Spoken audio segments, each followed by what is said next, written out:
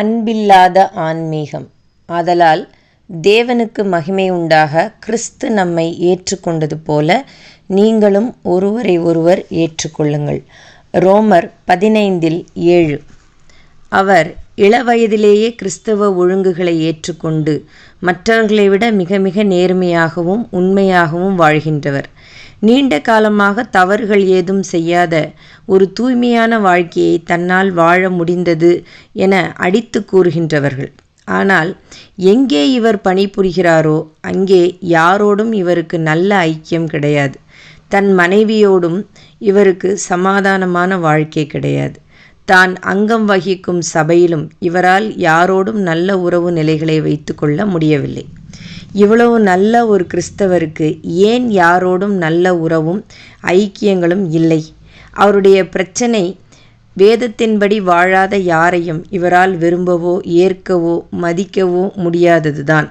இவர் எதை சத்தியம் என்றும் சரியானது என்றும் எண்ணுகின்றாரோ அதற்கு உடன்பட்டு போகாத யாரும் அவருடைய பார்வையில் துன்மார்க்கர்களே.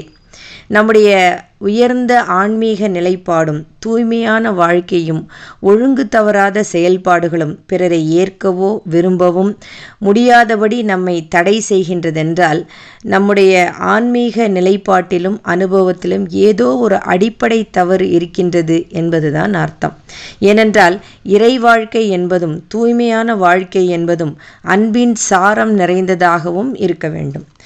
ஆன்மீகத்தின் முக்கியமான இலக்கே நல்ல இறை உறவும் நல் மனித உறவும் தான். மனிதர்களை ஏற்கவும் நேசிக்கவும் அரவணைக்கவும் தாங்கவும் சகிக்கவும் நம்முடைய ஆழமான ஆவிக்குரிய அனுபவம் நமக்கு ஆற்றல் தர வேண்டும். மனிதர்களோடு நல்ல அன்பின் ஐக்கியங்களை காக்க முடியாவிட்டால் நம்முடைய ஆன்மீகமும் ஒழுங்குமுறைகளும் குறைவுள்ளவைகளே. சத்தியம் சிலரை நமக்கு எதிரியாக்கும் என்பது உண்மைதான்.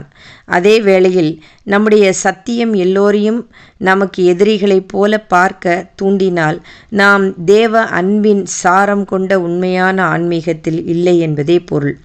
தம்மை காட்டிக் கொடுக்க போகின்ற யூதாசை கூட 3½ ஆண்டு காலம் தம்மோடு வைத்து கொள்ள முடிந்த இயேசுவை நினைப்போமாக.